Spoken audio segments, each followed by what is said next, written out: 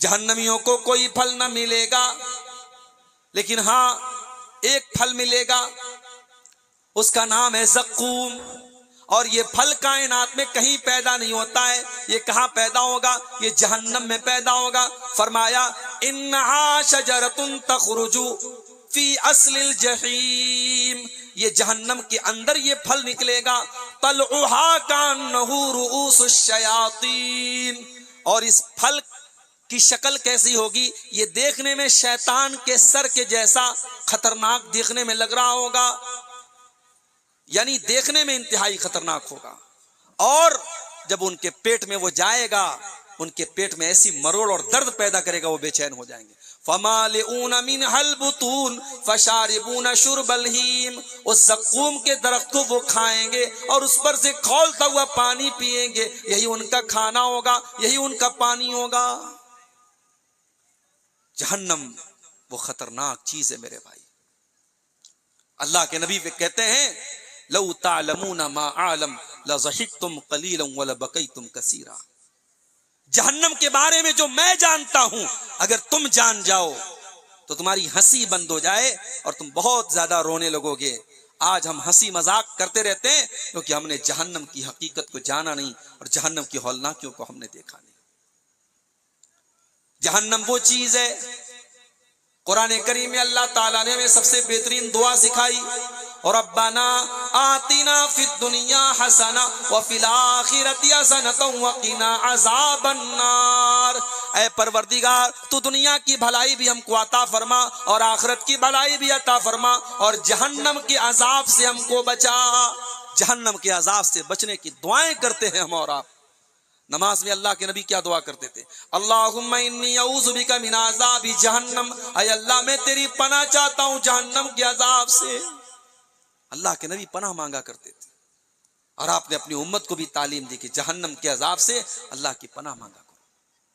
अब आइए शरीयत की रोशनी में हम कुछ ऐसे अमाल को देखें जो जहन्नम की तरफ लेके जाने वाले। जहन्नम का नक्शा तो एक हल्का सा मैंने आपके सामने खींच दिया। अब वो अमाल कौन से हैं जो जहन्नम में लेकर के जाएंगे? जहन्नम में लेकर के जाने वाला सबसे पहला अमल, इन्नहु मन युशरिक बिल्लाहि फक़द हर्रमल्लाहु अलैहिल जन्नह व मअवाहुन नार व मा लिज़्ज़ालिमीन मिन अंसार। जो अल्लाह के साथ शिर्क करेगा, जो अल्लाह की इबादत में किसी गैर को शरीक करेगा, आपके बाराबंकी से बहुत करीब है, इस वक्त वहां मेला चल रहा है, आप जाके देख ले, मर्दों का जमघट लगा है, औरतों का जमघट लगा है। अल्लाह को छोड़ करके गैरों के आस्थानों पे सर झुकाया जा रहा है, मुरादें मांगी जा रही हैं, जानवर ज़बा हो रहे हैं, चढ़ावे चढ़ाए जा रहे हैं। इन्नहु मन युशरिक बिल्लाह, जो काम अल्लाह के लिए होना चाहिए वो गैरुल्लाह के लिए करने वाले कान खोल करके सुन ले, ये शिर्क है। और शिर्क करने वाले की अल्लाह ताला क्या कोई मग़फ़िरत नहीं है, उसका ठिकाना जहन्नम है, वो हमेशा जहन्नम में रहेगा। अल्लाह क्या मुशरिक की मग़फ़िरत नहीं है मेरे भाई, मुशरिक की मग़फ़िरत नहीं है, मुशरिक को अल्लाह माफ नहीं करेगा। अगर शिर्क की हालत में आदमी मर के गया है, अल्लाह क्या उसकी माफी की कोई गुंजाइश नहीं है। अरे ये शिर्क तो इतना खतरनाक गुनाह है, अल्लाह अपने नबियों से कहता है वलौ अशरकू लहबिता अन्हुम मा कानू यामलून। हमारे नबियों ने भी अगर शिर्क किया होता उनकी नेकियां बर्बाद हो जाती। अल्लाह अपने आखिरी नबी से फरमाता है वलक़द ऊहिया इलैका व इलल्लज़ीना मिन क़ब्लिका लइन अशरकता लयहबतन्न अमलुका वलतकूनन्न मिनल खासिरीन। ऐ नबी, अगर आपने भी शिर्क कर दिया तो आपके तमाम अमाल बर्बाद हो जाएंगे और आप भी खसारा उठाने वालों में से हो जाएंगे। तो पहला गुनाह जो हमें जहन्नम की तरफ लेके जाता है वो क्या है? वो शिर्क है। और आगे बढ़िए, जिन चीजों पर ईमान लाना जरूरी है, अल्लाह पर ईमान लाना, अल्लाह के रसूलों पर ईमान लाना, अल्लाह के फरिश्तों पर ईमान लाना, अल्लाह की किताबों पर ईमान लाना, कयामत के दिन पर ईमान लाना, तकदीर पर ईमान लाना, जितनी चीजों पर ईमान लाना जरूरी है उनमें से किसी चीज का इनकार कर देना, इनकार कर देना, अल्लाह को ना मानना, रसूल को ना मानना, अल्लाह की किताबों को ना मानना, ये क्या है? ये कुफ्र है, और कुफ्र की सजा भी जहन्नम है। वमन यकफुर बिल ईमानि फक़द हबित अमलुहु व हुवा फिल आखिरति मिनल खासिरीन। जो ईमान लाने के बाद कुफ्र का रास्ता अपनाएगा, जो अल्लाह की आयतों का इनकार करेगा, उसका ठिकाना जहन्नम है। वो नुकसान उठाने वालों में से। कुफ्र करना ये भी जहन्नम में लेके जाता है। एक और गुनाह है जो हमें जहन्नम की तरफ लेके जाता है, अल्लाह का, उसके रसूल का, उसकी शरीयत का मजाक उड़ाना। कभी अगर इंसान अल्लाह का मजाक उड़ा रहा है, नबी का मजाक उड़ा रहा है, कुरान का मजाक उड़ा रहा है, अपने ईमान की खैर मनाए। इंसान काफिर हो जाता है अल्लाह और उसके नबी का मजाक उड़ाने की वजह से। अल्लाह ने फरमाया कुल बिल्लाहि व आयातिही व रसूलिही कुंतुम तस्तहज़िऊन।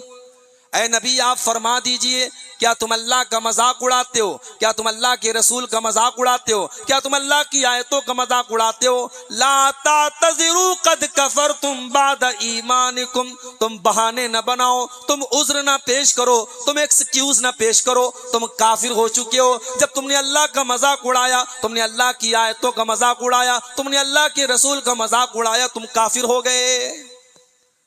हमारे यहाँ मोबाइल पर जोक चलते हैं, लोग एक दूसरे को जोक भेजते हैं, लतीफे भेजते हैं, चुटकुले भेजते हैं।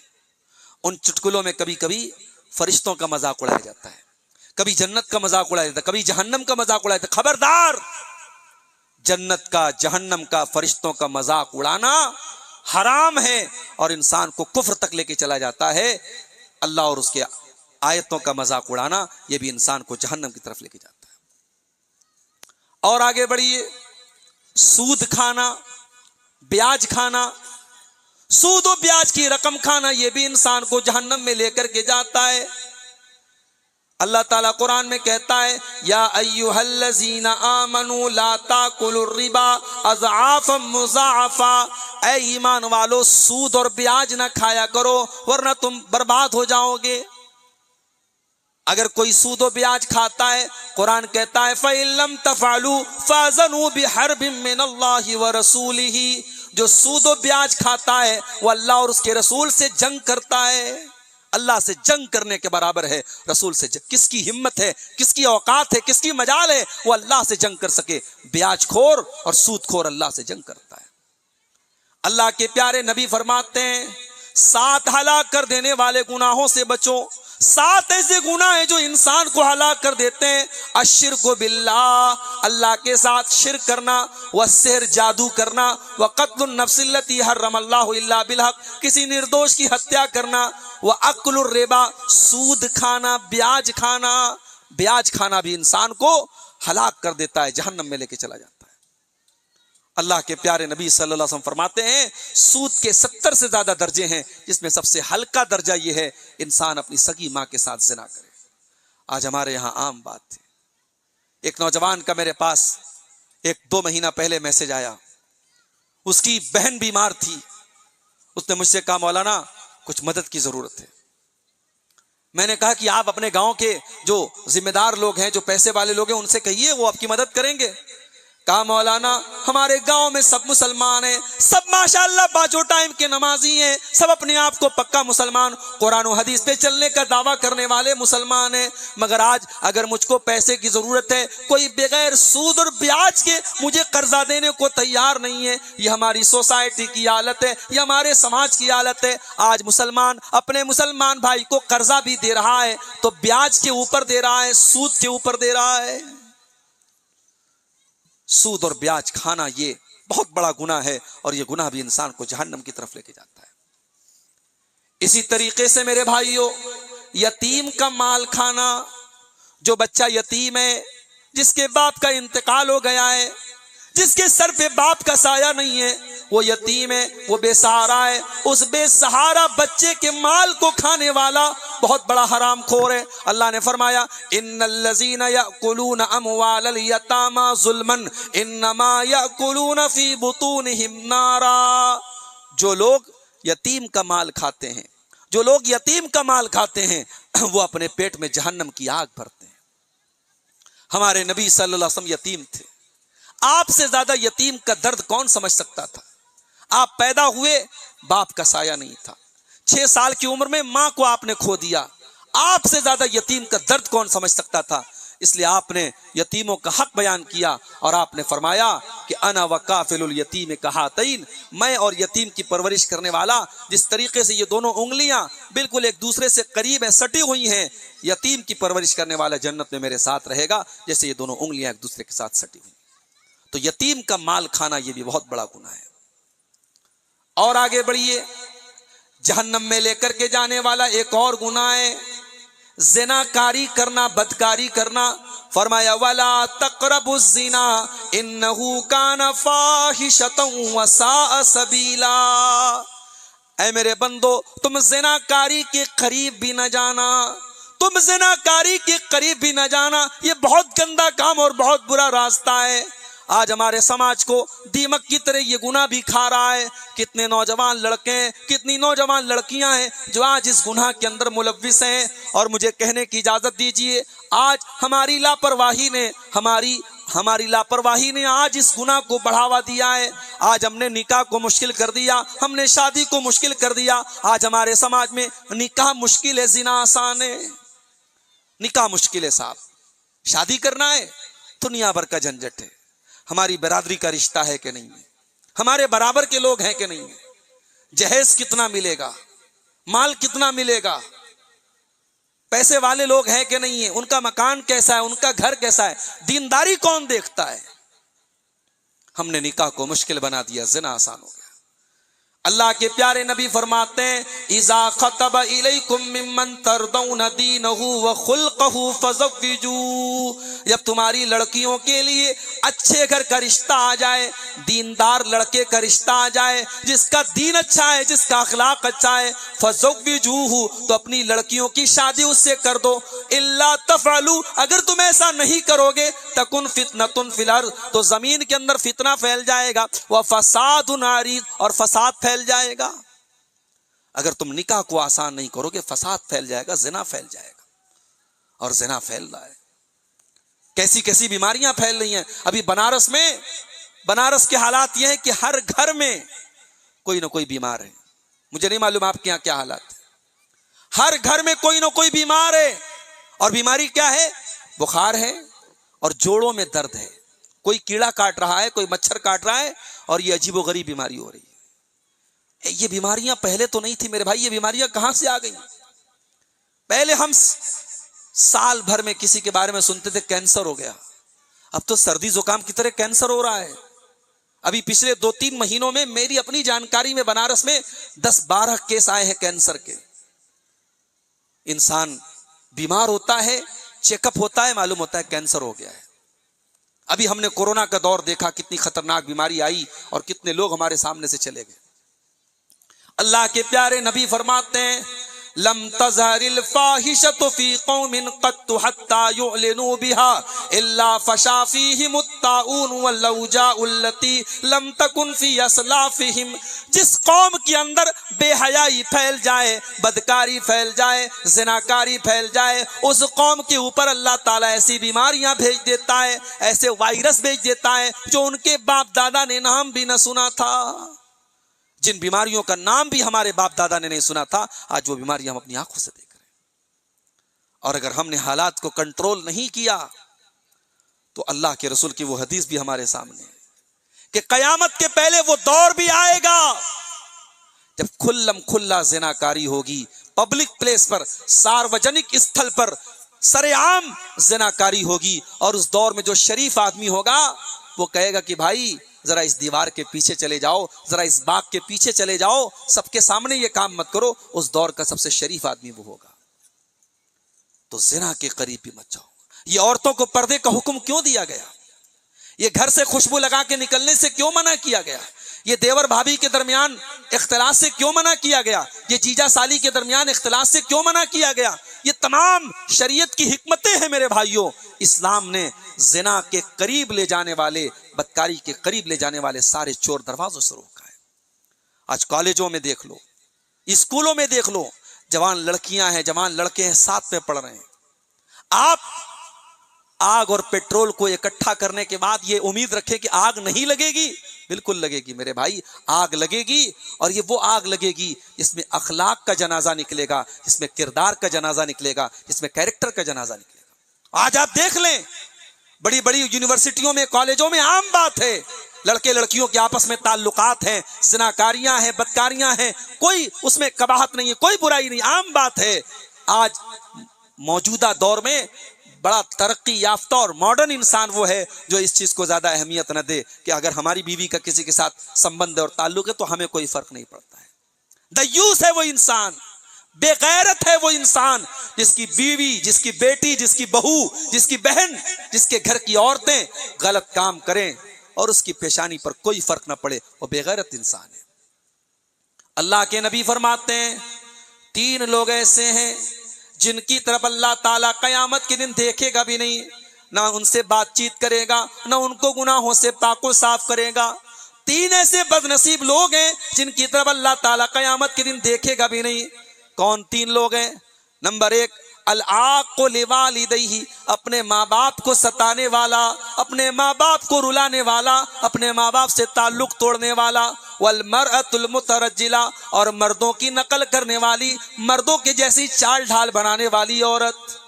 और नंबर 3, अद्दयूस, बेगैरत आदमी, अल्लज़ी युक़िर्रु फ़ी अहलिहिल खुबुस, जिसके घर में बेगैरती हो रही हो, जिसके घर में बेहयाई हो रही हो और उसको कोई फर्क ना पड़ रहा हो, उस बेगैरत की तरफ भी अल्लाह ताला क़यामत के दिन नहीं देखेगा।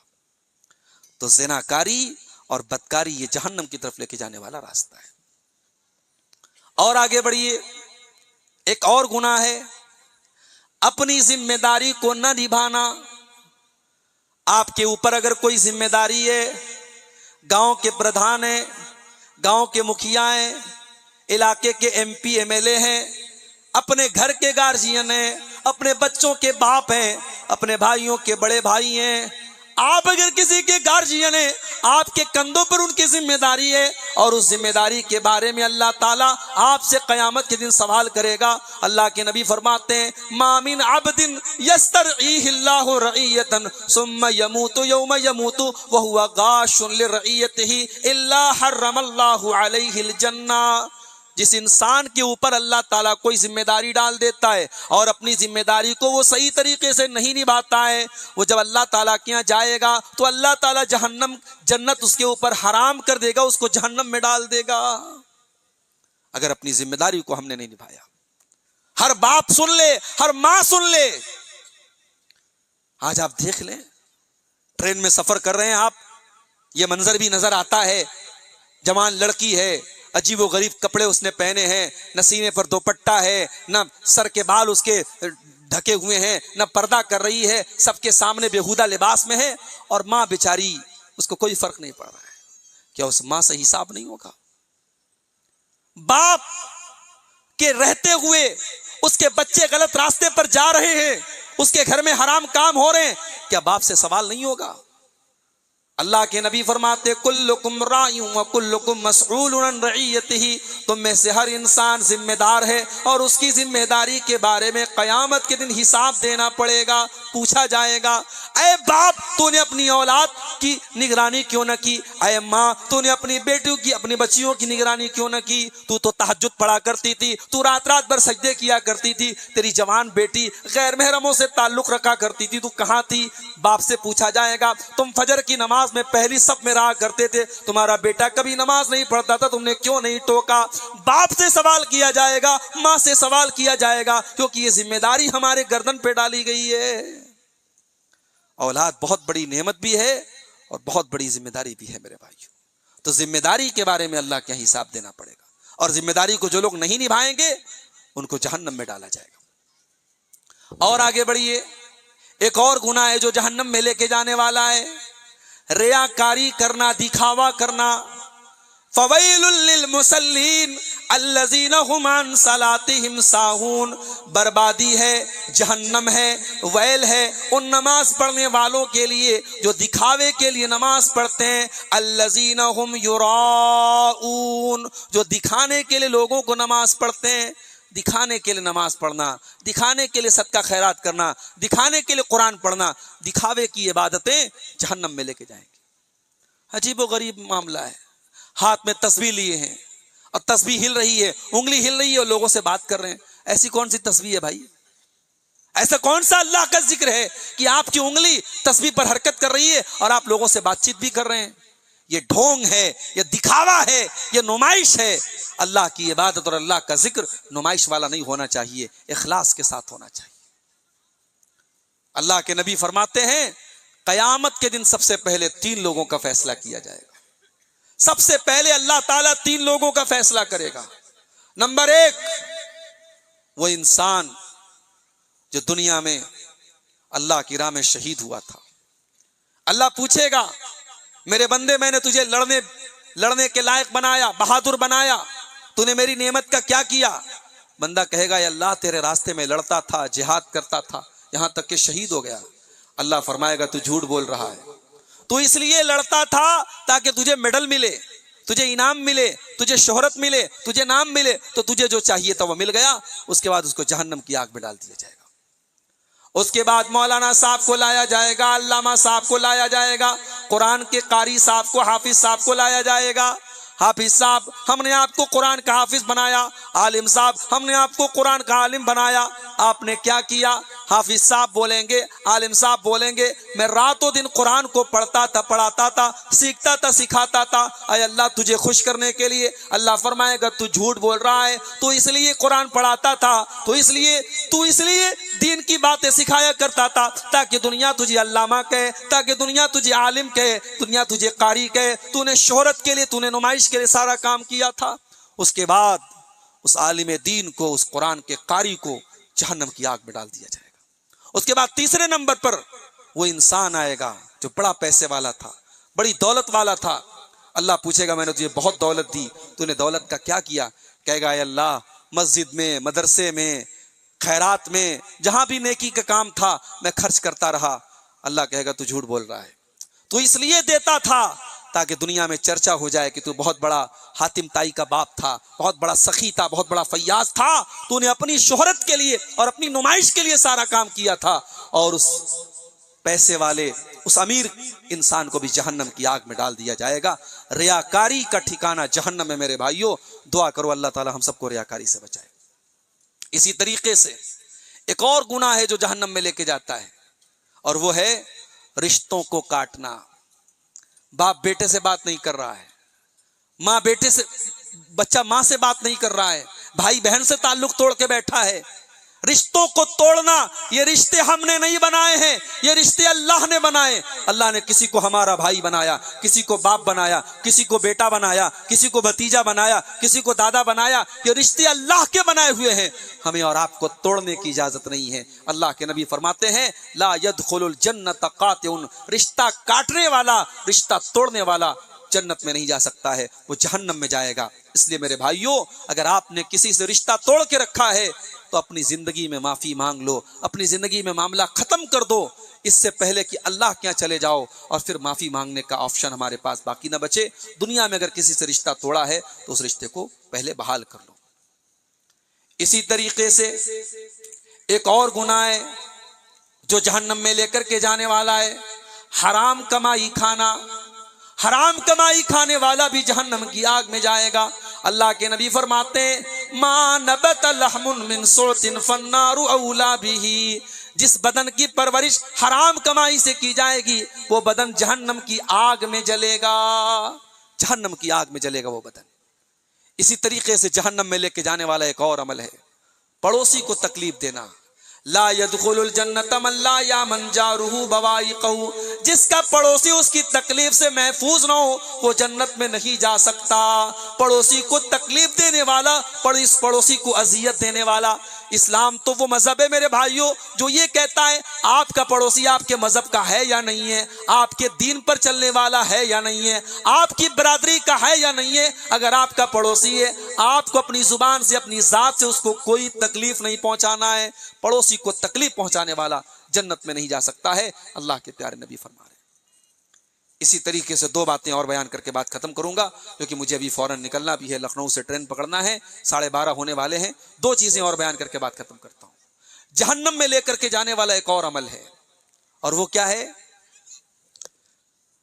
औरत का ऐसे कपड़े पहनना जो कपड़ा पहनने के बावजूद उसके जिस्म पर, उसका जिस्म पर्दे में ना हो।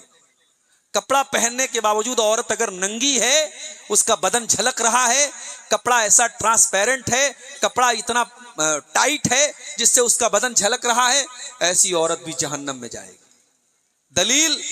दलील सही मुस्लिम की वो हदीस है जिसमें अल्लाह के प्यारे नबी फरमाते हैं कि मेरी उम्मत में ऐसी औरतें जहन्नम में जाएंगी।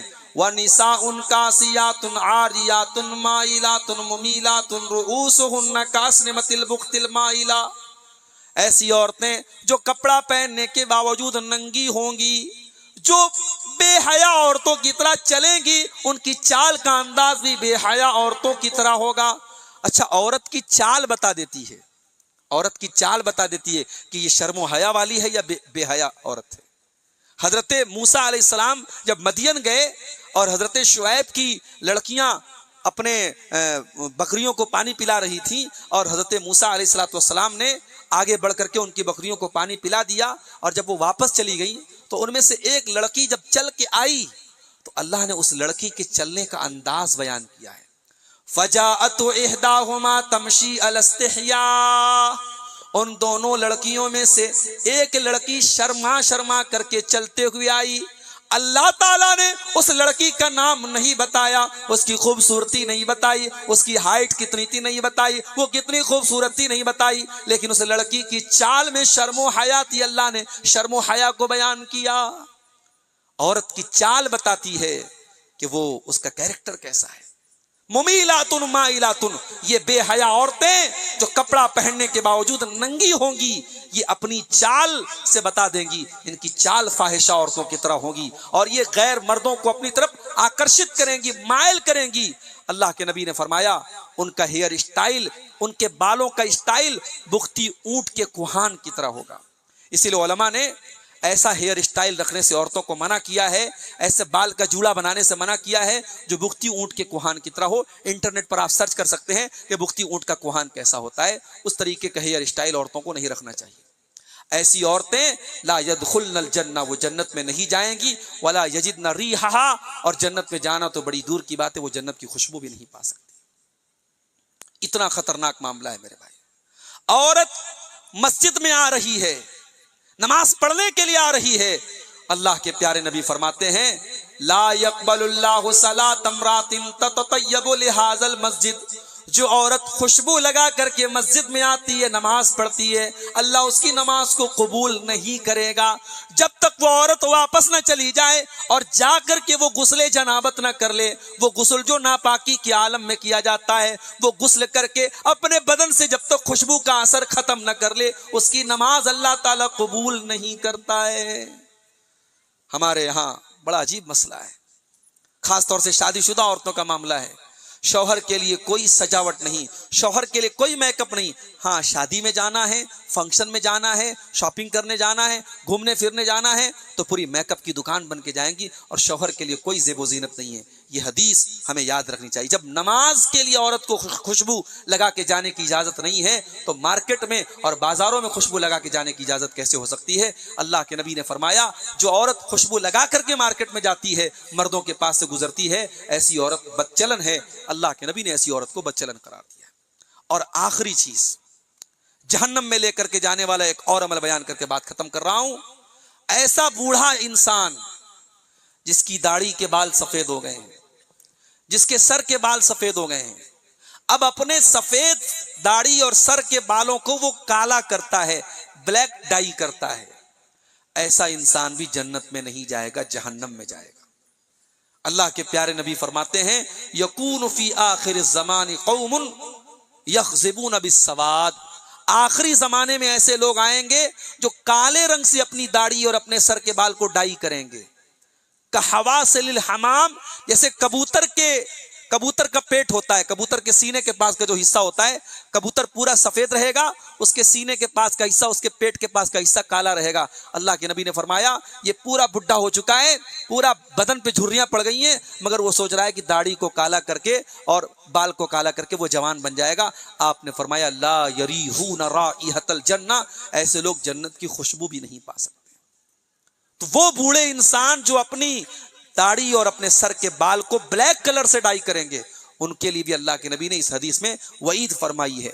इसी तरीके से वो औरतें जो मेकअप के नाम पर और फैशन के नाम पर अल्लाह की बनाई हुई तख्लीक को बदलती हैं, मिसाल के तौर पर अपनी आईब्रो को काटना छाटना। हाँ, अगर किसी औरत की आईब्रो बहुत ज्यादा है, बहुत ज्यादा घनी है, नॉर्मल औरतों से बिल्कुल अलग है, तो ऐसी औरत अपनी आईब्रो को नॉर्मल कर सकती है। या किसी औरत के चेहरे पर बाल आ गए, तो जाहिर है औरत के चेहरे पर तो बाल नहीं होते नॉर्मली, तो जो चीज नॉर्मल नहीं है उसको सही किया जा सकता है।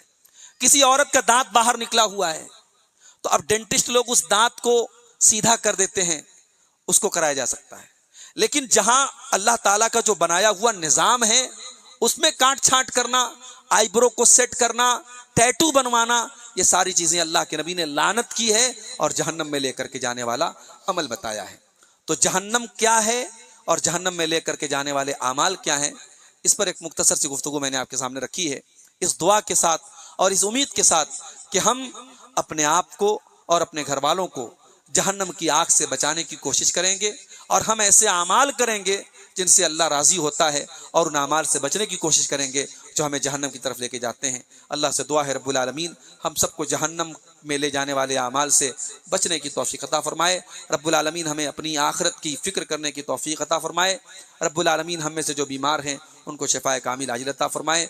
जो रोजी रोटी से परेशान हैं अल्लाह उनके कारोबार में बरकत नसीब फरमाए। अल्लाह हमारे नौजवानों की इस्लाह फरमाए। अल्लाह हमारी माँ बहनों की इस्लाह फरमाए। आज का प्रोग्राम जिन भाइयों की मेहनत से मुनक़िद हुआ है अल्लाह उनकी मेहनतों को कबूल फरमाए। रब्बुल आलमीन जब तक हमें दुनिया में ज़िंदा रखे, इस्लाम पर ज़िंदा रखे और हम सब का खातिमा ईमान पर हो, आमीन। रब्बना तक़ब्बल मिन्ना इन्नका अंतस समीउल अलीम व तुब अलैना इन्नका अंतत तव्वाबुर रहीम व सल्लल्लाहु तआला अला नबीना मुहम्मदिन व आलिहि व सहबिहि अजमईन। वस्सलामु अलैकुम व रहमतुल्लाहि।